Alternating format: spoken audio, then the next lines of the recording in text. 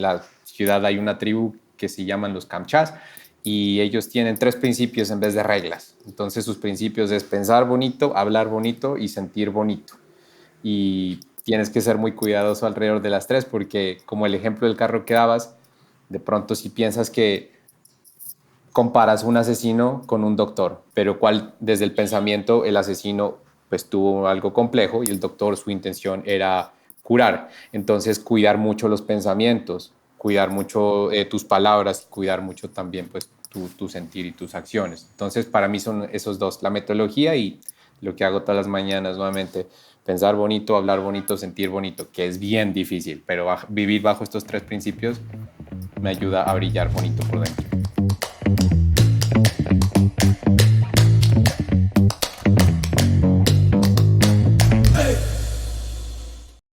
Creciendo con Mario Chamorro. Mario, bienvenido a Creciendo. Un gusto tenerte con nosotros.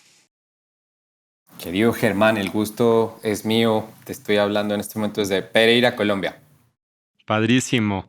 Pues Mario, me gustaría empezar por preguntarte cómo impactó en tu vida la frase que compartes en uno de tus TED Talks, en el cual tu papá te decía, quiero que seas feliz. Bueno, es una gran pregunta y sobre todo porque hace año y medio mi padre sufrió de un derrame cerebral y Ujú. esto empezó a marcar una transición en mi vida por la cual estoy en este momento. Al día de hoy mi papá está, bueno, mejorándose, pero me ha hecho reflexionar sobre 2 cosas. Uno, sobre la muerte, es decir, hay que vivir bien para morir bien, y el otro es sobre la felicidad, que es la pregunta tuya. Entonces, hace una semana tuve una conversación con mi padre sobre la felicidad y precisamente me recordaba como que es la importancia del ser, de que sea yo mi auténtico ser. Y eso es.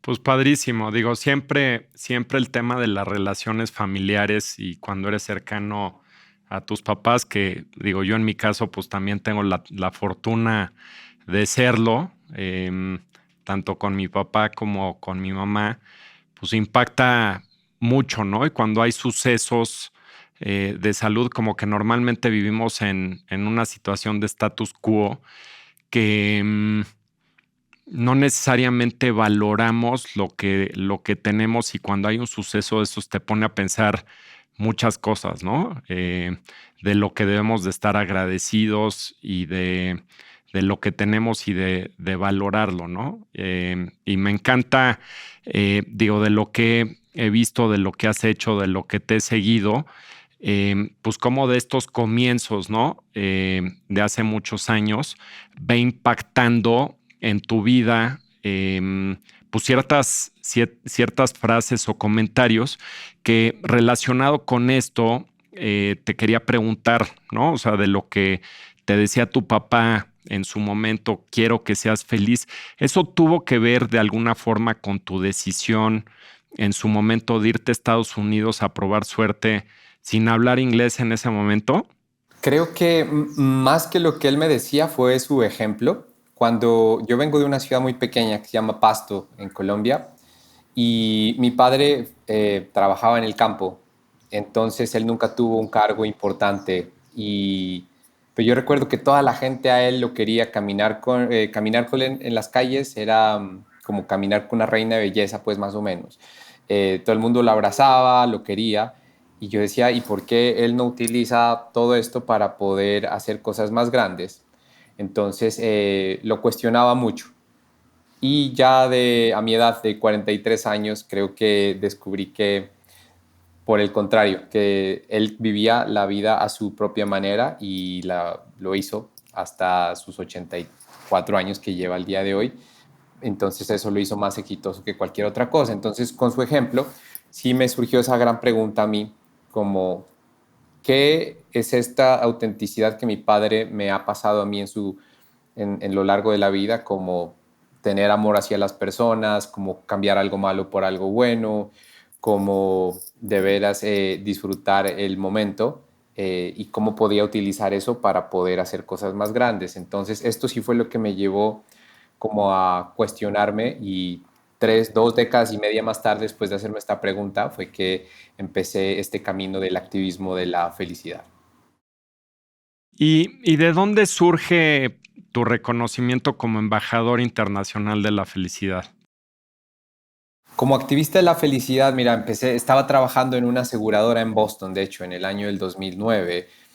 Y recuerdo que fui a TED, las conferencias, nuevamente, en esa época apenas estaban iniciando y recuerdo que cuando vi a tanta gente que hacía proyectos increíbles y basados en lo que ellos querían hacer, y yo dije, yo también seguramente puedo hacer algo.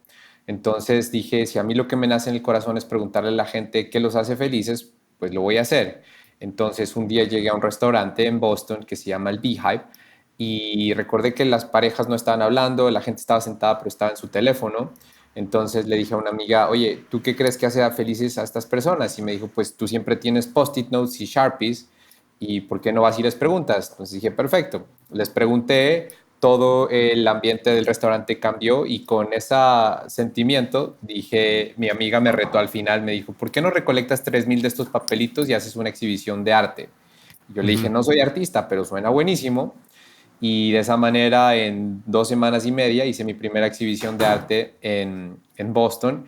Y 2 años más tarde, recolectamos 200,000 de estos papelitos, estas respuestas de happiness en más de 30 ciudades alrededor del mundo. Y en este camino conocí al consejero del rey de Bután, que es un país que queda entre India y China, y en vez de utilizar el Producto Interno Bruto como su indicador de éxito, ellos utilizan el Gross National Happiness, que la traducción en español no la sé realmente, pero es como el Producto Interno de Felicidad, más o menos. Y entonces este era el año del 2012 y me dice, mira que vamos a tener la primera reunión en Naciones Unidas donde vamos a traer a secretarios y ministros de 63 diferentes países a discutir cómo podemos agregar medidas de felicidad en el desarrollo de los países. ¿Por qué no vienes y nos acompañas como activista y cuentas tu experiencia como activista de la felicidad? Entonces, pues para mí tener un podio en la Asamblea General de Naciones Unidas, dije, pues como activista, eso es lo mejor que puedo tener.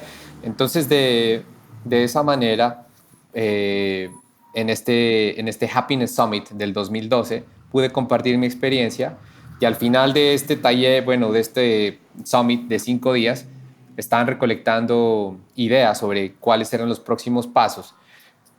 Generalmente hay mucho ego hasta en la industria de la felicidad y decía, me acuerdo, persona uno levantaba la mano y se demoraba 5 minutos diciendo todos sus títulos, sus achievements y sus cosas y después nada, hacía una idea pues como que era muy difícil.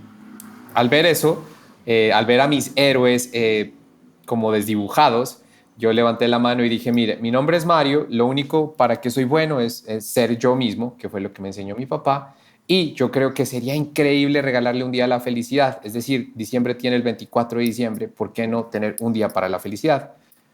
Entonces dijeron, mira, para que Naciones Unidas crea un decreto, necesitas el apoyo de 72 países. Entonces dije, bueno, pues eso puede ser complicado. Caminé a tomarme un café y conocí al embajador de ese momento para Irak, que se llamaba el doctor Hamid Al-Bayati, y me dice, oiga, me gustó mucho su idea y le voy a contar una experiencia personal. Me dijo, durante el régimen de Saddam Hussein yo fui torturado y mi familia también, y lo único que me llevó a seguir dando pasos fueron mis pensamientos de felicidad, y por eso me siento en duda con la felicidad. Entonces, déjeme ayudarlo con su idea. Por supuesto, entonces armamos un grupo. eh, un año más tarde recolectamos el apoyo de 83 países que firmaron la petición y de esa manera quedó marzo 20 como el Día Internacional de la Felicidad decretado por Naciones Unidas y en ese momento fue que la prensa y demás me empezaron a llamar el embajador de la felicidad, pero yo creo que el título debió ser el activista de la felicidad. Qué padre. Digo, aparte con algo tan bonito como es la felicidad. Una pregunta relacionada con lo que decías de Bután, ¿no? O sea, que ellos estaban buscando medir el Gross National Happiness, como mencionas, el Producto Interno de la Felicidad. ¿cómo lo medían o cómo lo miden? Sí, es una mezcla entre dos cosas principales. Uno, indicadores objetivos y otro, indicadores subjetivos. Indicadores objetivos como, por ejemplo, en la parte de ambiente, como qué tanto polucionado está tu país. Segundo, el nivel de corrupción, qué tan corrupto es tu país. Tercero, el nivel de educación. Cuarto, el nivel de ingresos. Entonces, pues, estos son indicadores supremamente objetivos y subjetivos ya eran encuestas que hacían como qué tan feliz te sientes en esta escala, etcétera, etcétera. Y combinando estos dos es que te daban pues el indicador final. Y gracias al ejemplo de Bután, pues, por ejemplo, ciudades como Londres o como Dubái han estado también adquiriendo o implementando algunas de estas medidas. De hecho, Dubái tiene su propio secretario de felicidad como su ministra de felicidad. Ujú. A fin de cuentas, ¿no dirías que la felicidad es un estado mental?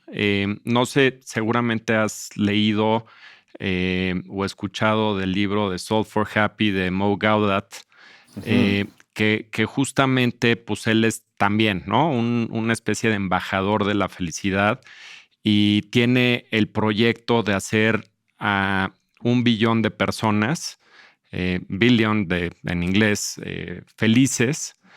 Y lo que él habla, pues es justamente de este estado mental, ¿no? Y pone un ejemplo de que dice, pues en una situación con un resultado igual, dependiendo de la mentalidad que tienes, pues lo puedes ver de una forma o de otra, ¿no? O sea, ser feliz o frustrarte. Y él pone el ejemplo de que dice, por ejemplo, mi esposa iba manejando mi coche último modelo, nuevecito, y choca y destroza el coche. Y lo primero que pregunto es qué le pasó a mi esposa, ¿no? Dice, no le pasó nada, ¿no? El sistema de seguridad funcionó perfectamente bien. Y él lo que dice es, pues estaba muy feliz, ¿no? Que el sistema de seguridad funcionó y que no le pasó absolutamente nada a mi esposa. Y el coche estaba destrozado, pero pues el coche era material secundario, ¿no? Pero él lo que dice es, imagínense que el coche hubiera estado estacionado y de repente llega un camión y destroza el coche, ¿no? El resultado es el mismo, el coche destrozado y mi esposa en perfecto estado de salud. Pero la frustración hubiera sido distinto porque destrozaron mi coche, ¿no? Entonces, ¿cómo con un resultado exactamente igual puedes tener una mentalidad de una forma o de otra que te lleve a un resultado de sentirte de una forma diferente con exactamente el mismo resultado, ¿no? Entonces, mucho esto tiene que ver, digo, tú eres más el experto, el activista y el embajador de la felicidad. A mí es un tema que me, me, me gusta muchísimo y yo estoy convencido que es un estado de ánimo, un estado mental, ¿no? Hay países sumamente desarrollados que pensarías que lo tienen absolutamente todo, ¿no? Por ejemplo, los países nórdicos y tienen seguridad social, tienen un país de primera, pero pues es gente bastante sola y la tasa de suicidio es altísima, ¿no? Y luego en países como India, pues hay mucha gente que no tiene recursos suficientes, digo, tienen apenas para poder vivir y es gente que vive mucho más feliz, ¿no? ¿Tú por qué dirías que es esto o se da esto?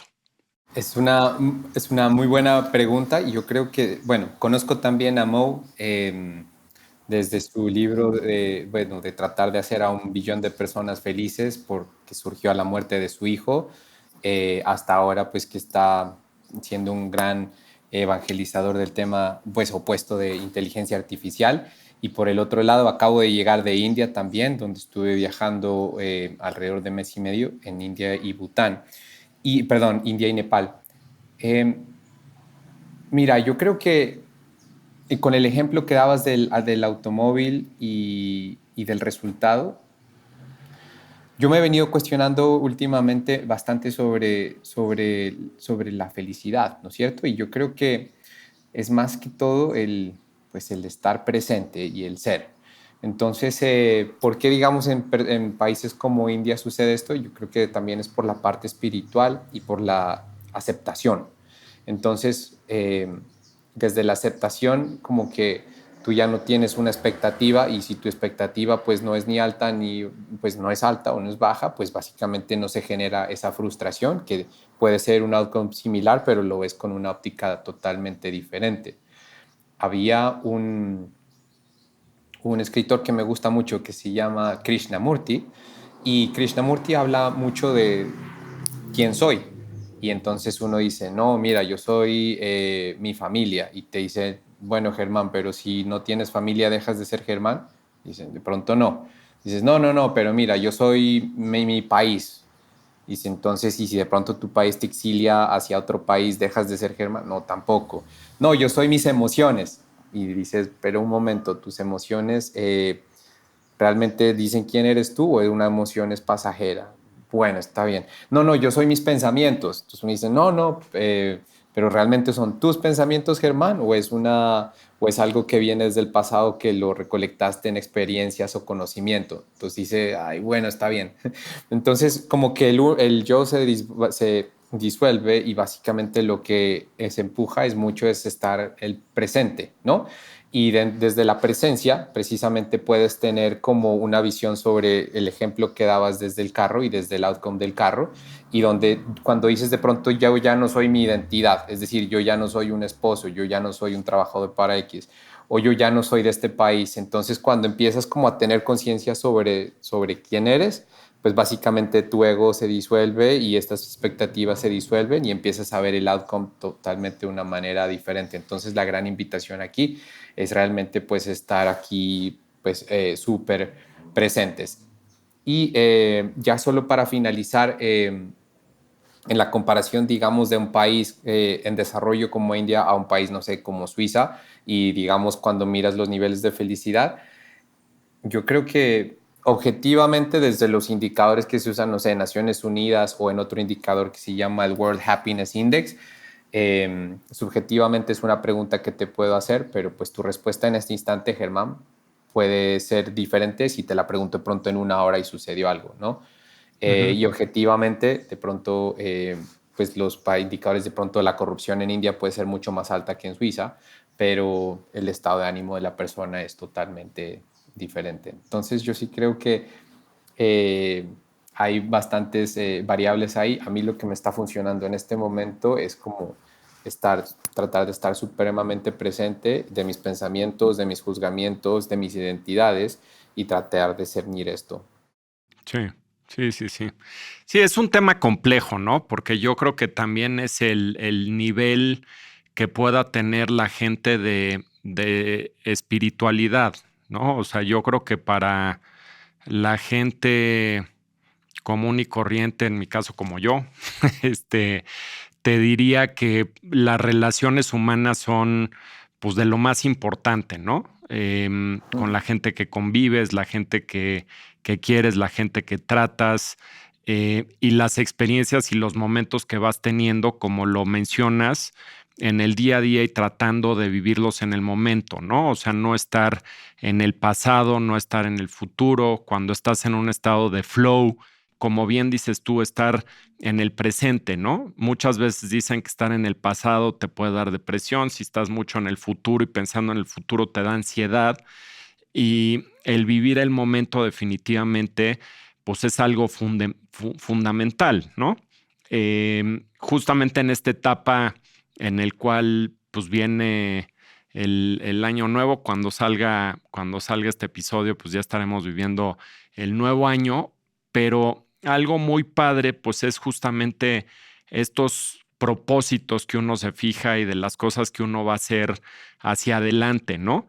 Y lo que yo me he dado cuenta es que en mi caso, pues los momentos son fundamentales, ¿no? Los momentos de la vida, cuando volteas hacia atrás y tienes las memorias de lo que has vivido con la gente que quieres, con la gente que has tenido ciertas experiencias, esos momentos, esos recuerdos el día de mañana, cuando, por ejemplo, tu papá, ¿no? Que tiene 84 años o por ahí que me decías, Sí, sí. este, pues te volteas para atrás y dices, pues, ¿qué es lo que hoy por hoy te alimenta el alma? Y son esos momentos y esas experiencias que tuviste de muchos pequeños momentos de haber estado en el presente, como mencionas, ¿no?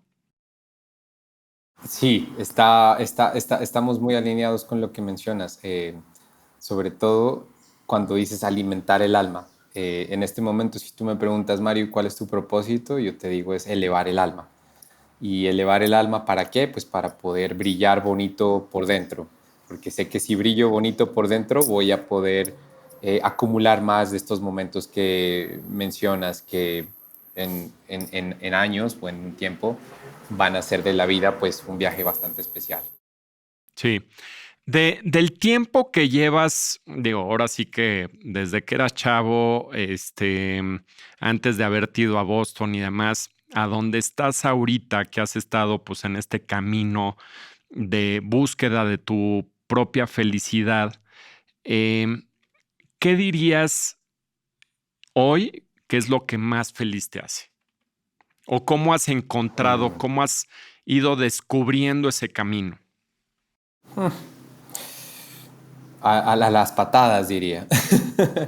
Y sigo. De hecho, en este momento que tengo 43 años, estoy pasando por una, le dicen la crisis de la edad, de la edad media. Eh, pero yo le digo más bien la transición de la Edad Media o la autora, una de mis autoras favoritas, que es Brené Brown, que escribe mucho sobre vulnerabilidad, le dice el desenredo de la mediana edad. Entonces aquí es donde empiezas como a cuestionarte todas estas búsquedas sobre la felicidad y sobre quién eres, ¿no? Entonces, para mí lo que realmente me hace feliz es definitivamente elevar el alma y brillar bonito por dentro, porque sé que si hago esto se va a ver reflejado en cosas como cantar, tocar el ukelele, pasar tiempo súper íntimo con mi papá, poder ir a la naturaleza, poder caminar descalzo, bueno, y todas estas prácticas que hago en el día a día para poder elevar el alma, que he venido utilizando, Germán, un sistema hace 5 años personal, no es ni una app ni nada de estas cosas, pero todos los domingos planeo mi semana alrededor de tres aspectos. Uno es la parte de salud, el segundo es la parte de relaciones y el tercero es la parte de propósito. Entonces, en salud tengo tres áreas, que una es la parte espiritual, el otro es la parte de movimiento o cuerpo y el otro sí es la parte de comida. En el segundo baldecito, que es la parte de relaciones, el primero está conmigo mismo, la segunda con mi pareja y el tercero está con mis amigos y familia. Y en propósito está pues mi trabajo principal, que en este momento estoy en un sabático y ese es mi trabajo el día de hoy, no hacer nada. El segundo son mis proyectos paralelos, como el de la felicidad, y el tercero es el aprendizaje. Entonces, en esta planeación que hago los domingos, trato de poner cositas alrededor de cada una de estas áreas. Entonces, de esta manera, pues tengo una vida pues bastante intencional y hasta para hacer cosas como, Germán, el miércoles en la tarde voy a caminar sin destino y para perderme y a ver qué encuentro con la vida. Eso también lo pongo en el calendario. Entonces, así lo estoy manejando. Se me hace padrísimo y fíjate que tenemos bastante en común. Aquí en Creciendo lo hemos comentado bastante y no me canso de repetirlo porque me encanta, ¿no? O sea, yo creo que para mí todos los ámbitos de lo que nos rodean em, y el estar en un estado de balance entre cuerpo, mente y espíritu es lo que te hace vivir de una manera feliz. No encontrar, o sea, yo no veo la felicidad como una meta o como un objetivo de decir, ah, pues quiero encontrar la felicidad, ¿no? Sino es cómo vives tu día a día siendo feliz, ¿no? Y teniendo pues estos momentos felices, este estado mental feliz y alimentando todos los aspectos que te afectan positiva o negativamente, ¿no? En mi caso, bueno, en el caso de todos, yo creo que este balance es fundamental, pero el balance, como yo lo veo, es que cada quien debe de descubrir este balance a su manera dependiendo de la etapa de vida en la que está, ¿no? O sea, no es lo mismo una persona que es joven, que no tiene una pareja, que no tiene hijos, que está estudiando, a alguien que ya tiene pues una responsabilidad mayor con terceros, con familia, con hijos, un hogar que mantener, un trabajo, el propósito, por ejemplo, de lo que tú estás mencionando, de lo que te lleva o conlleva una responsabilidad mayor de un objetivo, de lo que quieres lograr. Entonces, tienes que aprender a dividir tu tiempo y a nutrir cada uno de estos aspectos a la manera que lo consideres, pero definitivamente creo que este tipo de proyectos que te generan una estabilidad, desde mi punto de vista, y pues comparto con lo que tú estás diciendo, son muy importantes para ayudarte a tener este estado mental feliz, ¿no? Así es, y también solo le agrego una partecita y es que también es aumentar como la zona a uno siempre le dicen sal de tu zona de confort. Para mí, en una conversación reciente con un amigo dijimos, no, lo que hay que hacer es aumentar la zona de confort. ¿Cómo se aumenta la zona de confort?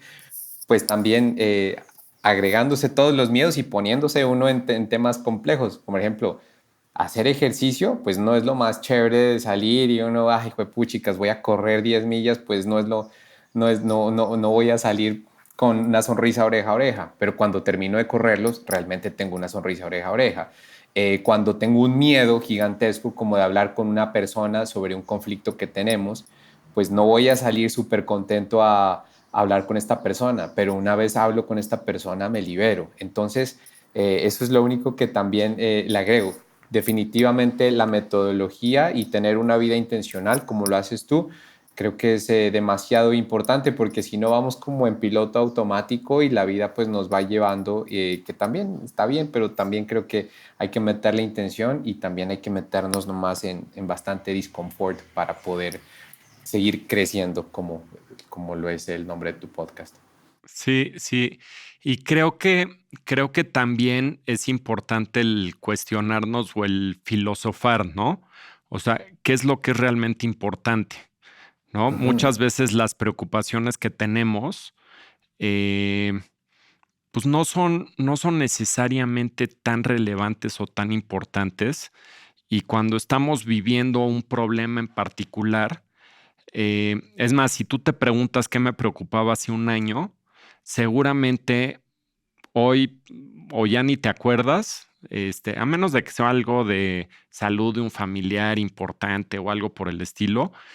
Normalmente las preocupaciones pueden ser las mismas repetidas, ¿no? Sobre todo con cosas del trabajo, pero, pero creo que aquí lo importante es cómo puedo, o sea, qué es lo más importante en los aspectos que tenemos en la vida y qué tiempo le dedicas a esas cosas, ¿no? Hablas de tu salud, estar bien contigo mismo, sentirte físicamente bien, con las relaciones que tienes. Entonces, me encanta este concepto y va ligado justamente a la siguiente pregunta que te quiero hacer, que digo, ya de alguna forma contestaste, pero ¿cómo puedes desarrollar la felicidad como un skill? ¿No? O sea, ¿se puede aprender a cultivar? ¿Cómo ves esa perspectiva? Sí, realmente creo que es una habilidad, como le dices, es un skill y creo que es el deber de cada uno de nosotros cultivarla.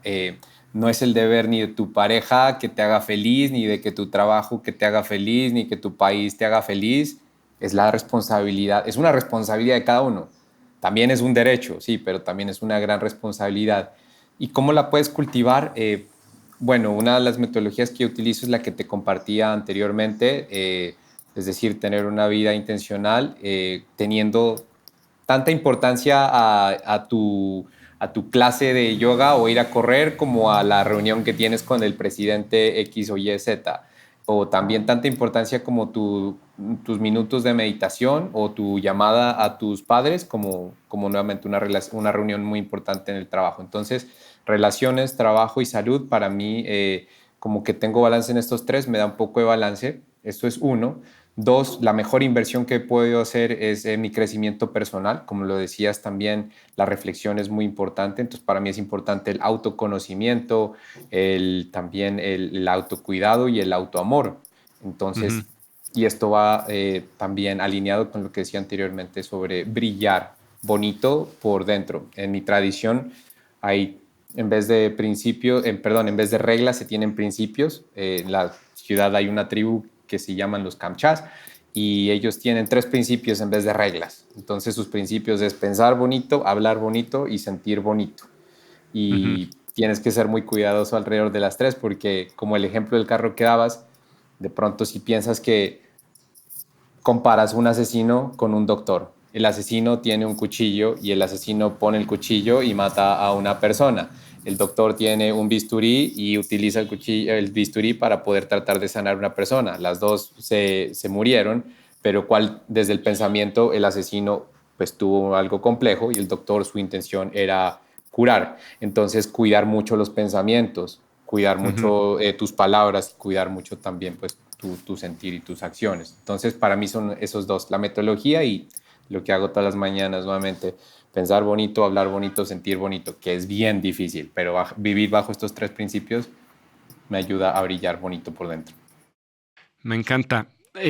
Me gustaría adentrarnos más un poco en tu historia, porque también mucha gente que nos puede estar escuchando pudiera pensar de decir, bueno, pues a lo mejor Mario, Germán, pues la han tenido fácil o si vives en X circunstancias, pues puede ser más fácil vivir feliz, ¿no? Me gustaría que nos platiques de esa época, por ahí del 2008, cuando te quedaste sin trabajo, sin casa, sin novia y leíste dos libros que te hicieron preguntarte cuál era tu superpoder. Platícame de esa época. Pues te platico una nueva, Germán, y esta la estoy viviendo en este momento y es precisamente parte de mi transición de vida. Y nuevamente, Germán, hace un año tenía una casa con vista al océano en San Francisco, socio de J Balvin, que es un gran superstar, eh, también en una gran relación de pareja. Y en este momento empecé otra vez desde cero. Entonces, creo que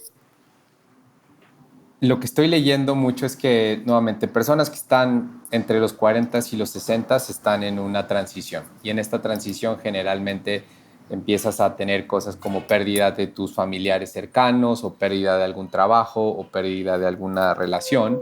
Y la gente empieza también en épocas un poquito como, ay, claro, es que le llegaron los 40 y aquí hay como cosas bien específicas que están fundamentadas desde la ciencia y la estadística, que en este momento es cuando uno empieza como a buscar su segunda parte de su vida. Entonces, tanto en el 2008 como ahora, lo que me ha llevado, para mí todos estos son llamados a la conciencia. Para Ujú. mí todos estos son maestros y para mí todos estos son llamados que necesito atender.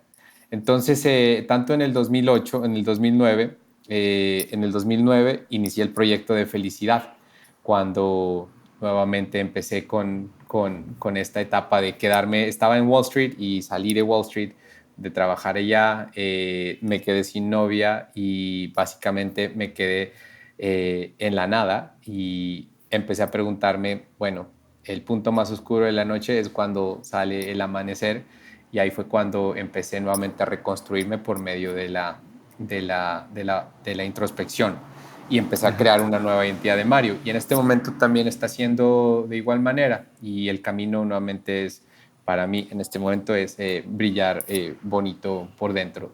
Esta científica y autora Brené Brown, nuevamente, ella dice que la mediana edad no es una crisis, sino un desenredo. También decía que por naturaleza, un desenredo escapa al control y a la gestión. También dice que no se puede uno tratar de desenredar esta Edad Media con el control, ni a las adquisiciones, ni a todos los logros que uno ha tenido, sino por el contrario, con el crecimiento personal. Entonces, que es creciendo. Entonces, ahorita ya entré en una fase de expansión nuevamente y pues darse cuenta, Germán, que la vida son estos como altos, bajos que te dejan lecciones y son llamados a la conciencia. El mío empezó con la muerte de pues mi papá sigue vivo, pero con el episodio de salud de vida de mi papá, seguido con un burnout que tuve en mi trabajo de los sueños, donde decidí dejar mi compañía, tercero dejando mi casa en San Francisco y nuevamente viajando livianito para reencontrar como esa esencia mía. Pues se me hace muy, muy valiente lo que estás haciendo y digo, creo que la primera etapa pues es el reconocer, ¿no? O sea, yo creo que muchos nos pasaba, ¿no? Previo a la pandemia que estás viviendo la vida corriendo, ¿no?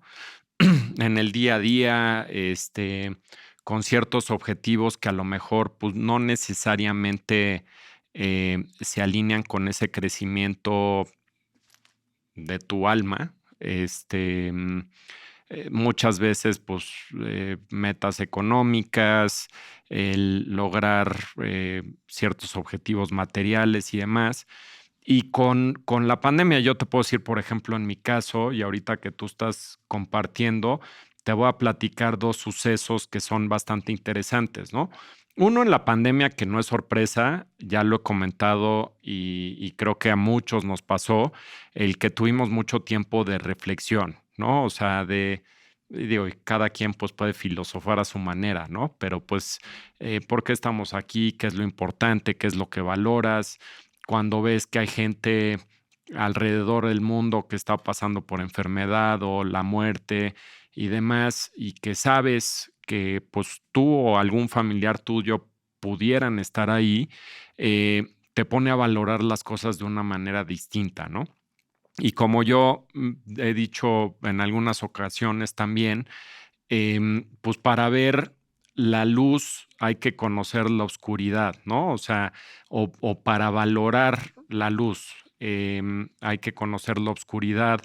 El calor no se entiende igual si no conoce el frío.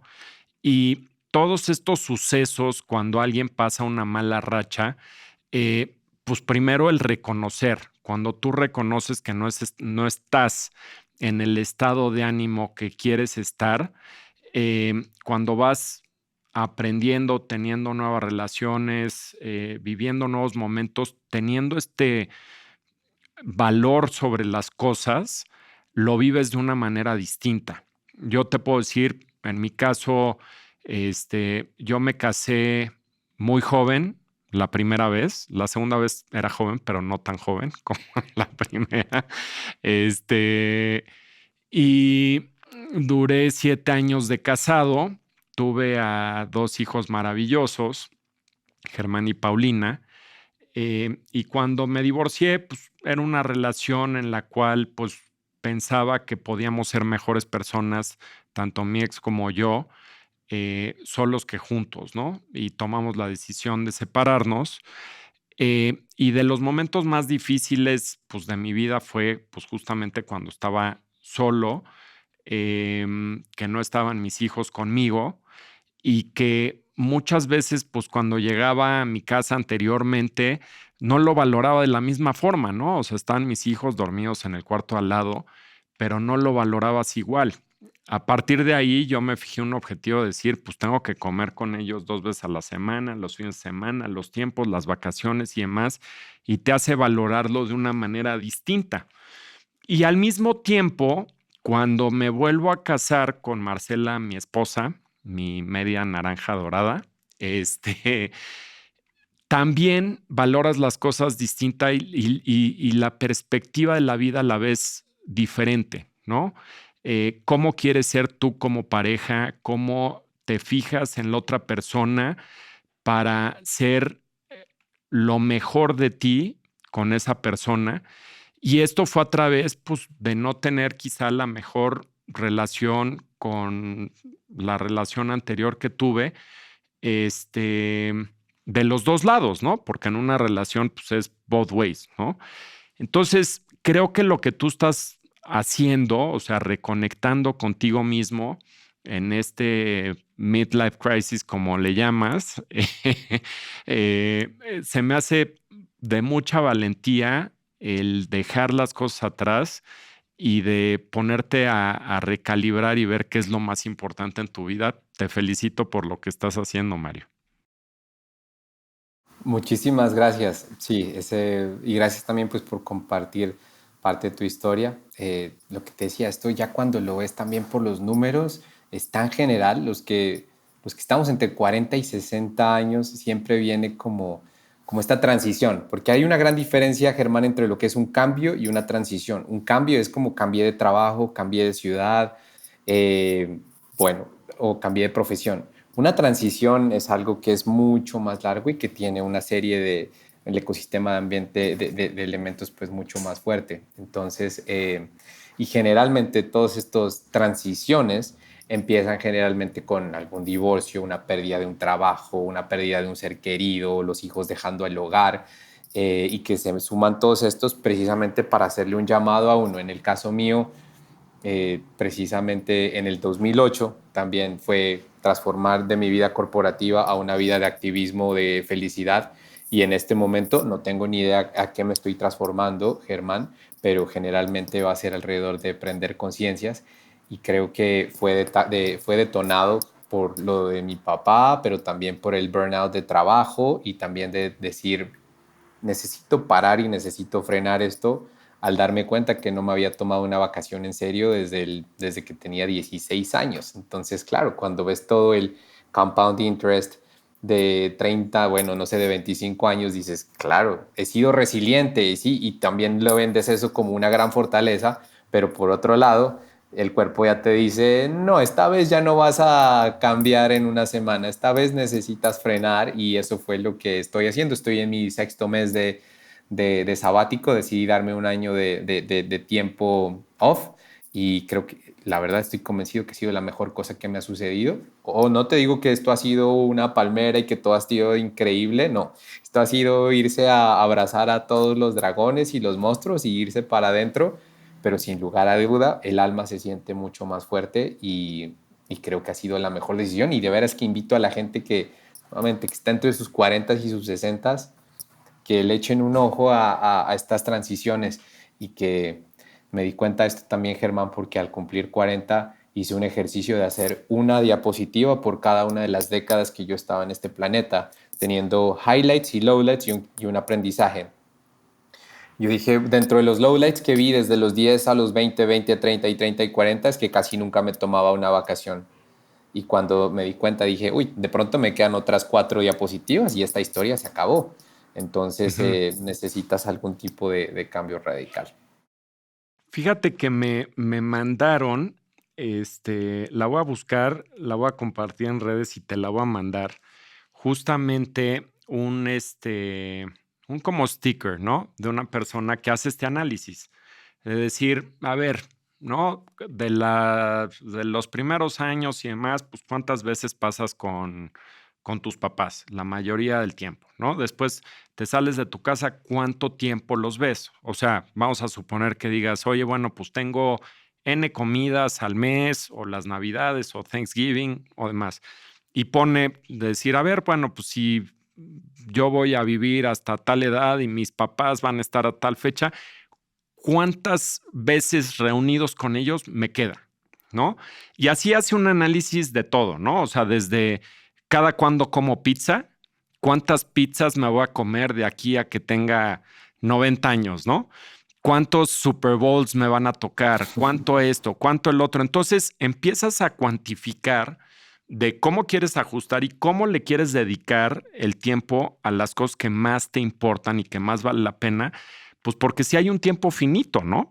Entonces, después te volteas y el ejemplo que platicamos anteriormente, digo, lo dije de tu papá porque nos empezaste a platicar de tu papá, pero pues es el mismo caso el mío. Mi papá está por cumplir 80 años, y precisamente, ¿no? O sea, también empieza una etapa en el cual pues mucho es los momentos vividos, ¿no? Pasados y pues cuánto tiempo me queda de esta forma o de la otra forma.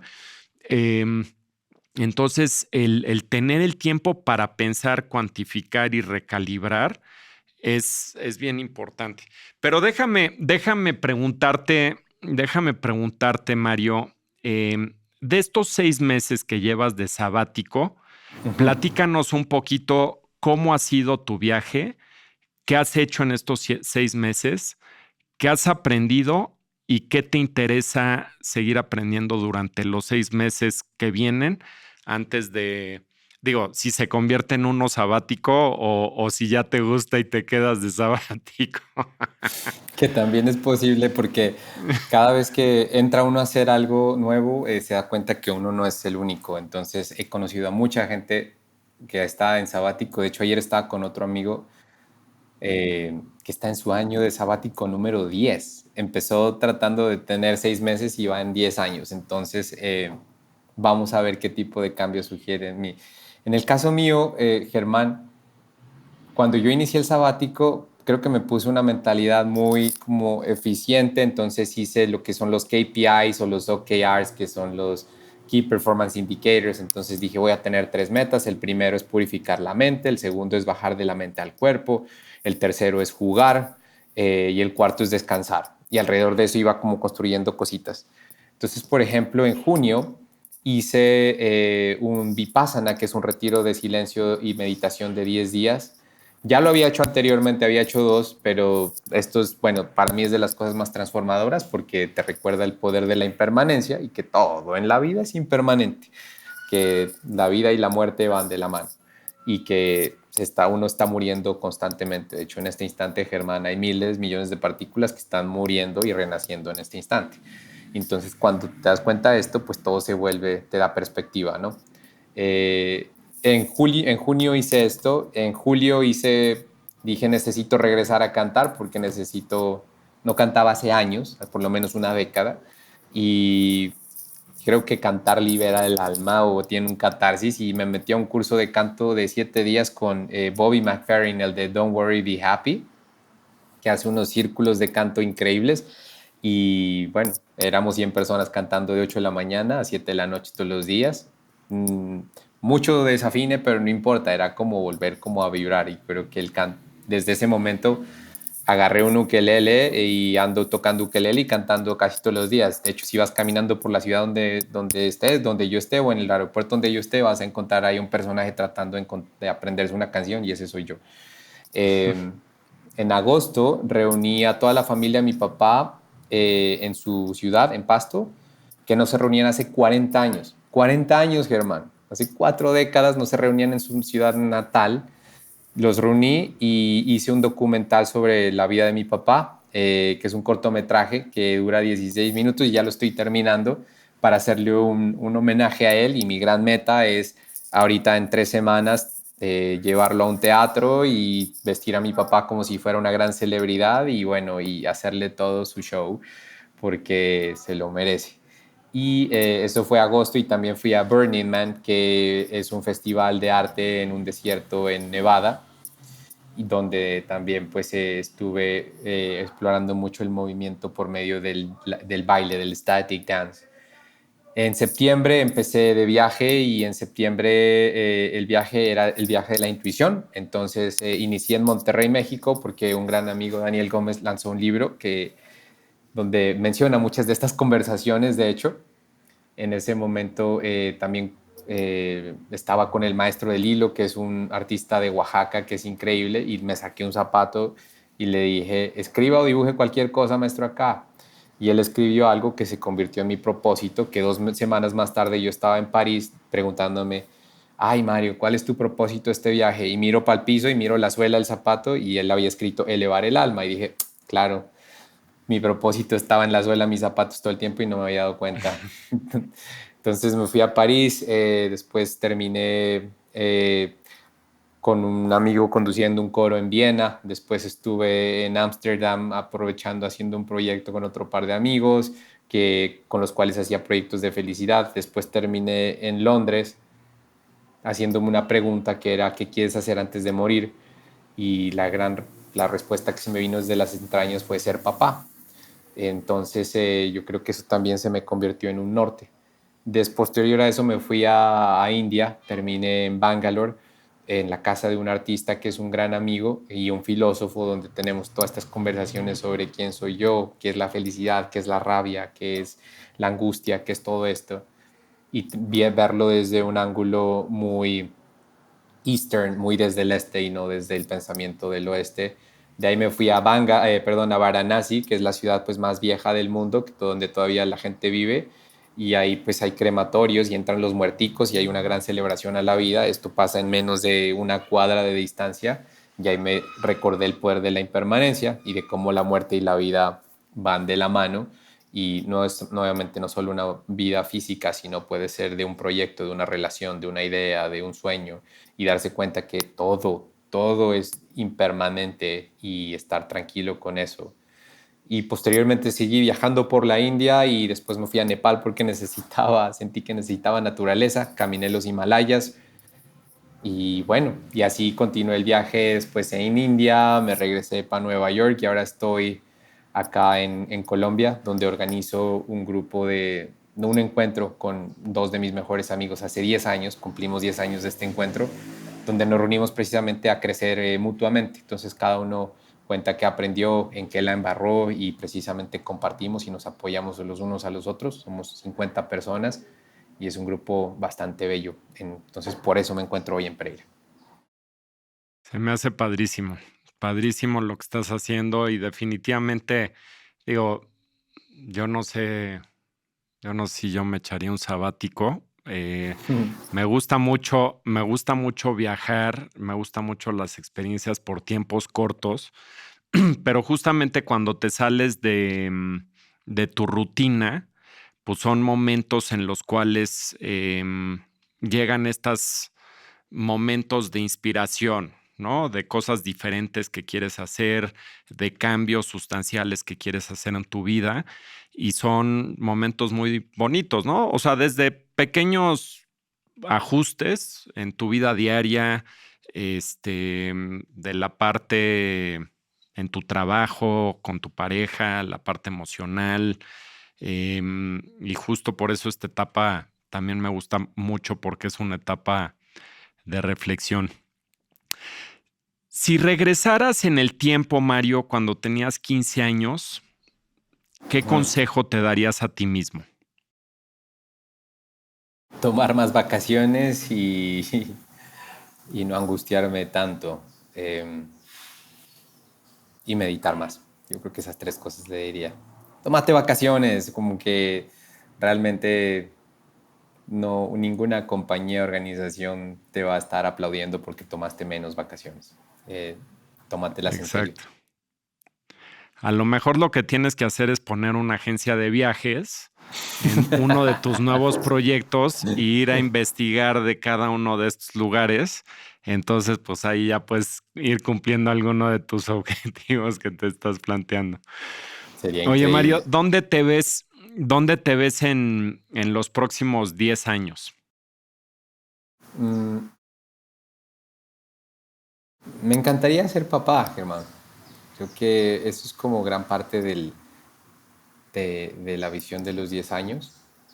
Me encantaría también tener una gran salud. De hecho, quiero a mi cumpleaños número 80, quiero subir a la cima de mi volcán, que trato de subir bastante, pues no bastante, lo he hecho pocas veces, pero ahorita vuelvo, pero hay que tener un gran físico para poder subirlo. Me encantaría, me encantaría seguir prendiendo conciencias y me encantaría seguir elevando el alma y apoyando a otros pues para que eleven las almas de estas personas y para que puedan brillar por dentro. Yo creo que sí, eso sería una historia bonita para contar en 10 años y ojalá el próximo 10 años pues estemos tomándonos un cafecito, Germán, no virtual sino en Encantado. persona. Encantado de la vida, Mario. Si pudieras platicar con alguien vivo o muerto durante 15 minutos, ¿con quién sería y qué platicarías? Mm, Me encantaría. A ver, ¿con quién? Hay un personaje que se llama Jorge Eliezer Gaitán, que lo mataron en 1948. Él está perfilando para ser presidente de Colombia. Me encanta la oratoria de él y me encantaría preguntarle sobre qué es la felicidad para él y cómo la cultiva en el día a día. Muy bien. ¿Un libro que nos quieras recomendar? Freedom of the Known de Krishnamurti. No sé, en español debería ser de pronto Liberación del Pensamiento de Ujú. J. Krishnamurti. Creo que es un gran libro que le da a uno una óptica bastante diferente de casi todas las cosas que he leído de autoayuda y de superación y demás. Y es un enfoque no es nuevo, pero es un gran pensador que me parece un pensador original que es bastante difícil encontrar pensadores originales en estos días. Pues muy bien, Mario. Pues te felicito por lo que estás haciendo. Definitivamente creo que tenemos bastantes cosas en común. El tema de la felicidad es algo que a mí me motiva mucho. He estado leyendo mucho al respecto últimamente. El poder también vernos bajo una perspectiva como observador para ser una mejor persona, como de manera externa, vernos a nosotros mismos y de esa forma el cambiar nuestros hábitos y particularmente nuestra mentalidad. Y creo que tu historia de vida, lo que estás haciendo, el valor que tienes, la valentía para pues dejar las cosas y ir en búsqueda y que ya lo has hecho un par de veces en tu vida por lo menos, es admirable y de aprenderse, Mario. Te agradezco muchísimo la plática. ¿Tus redes dónde te podemos encontrar? Gracias, Germán. Pues en Instagram soy Mario Chamorro. Eh, Creo que en México hay tacos de chamorro, entonces es bastante fácil de encontrar y Mario, pues como el del videojuego. Entonces, Ajá. Mario Chamorro, yo creo que esa es la mejor y el otro es mariochamorro.co, pero no he estado escribiendo bastante últimamente. Entonces, creo que el Instagram, aunque tampoco lo he estado usando en el sabático mucho, para serte honesto. Pero bueno, vamos a ver cuál es la nueva versión de Mario el próximo año. Pues te agradezco mucho, Mario. Te felicito y pues estamos en contacto. Muchísimas gracias. Gracias, Germán, por tenerme aquí en Creciendo y pues eso es algo que nunca vamos a poder parar, ¿no? Vamos a seguir creciendo. El cambio es la única variable constante y vamos a seguir creciendo hasta que nos vayamos de este planeta. Así que mil gracias por De- tenerme en tu podcast. Gracias a ti.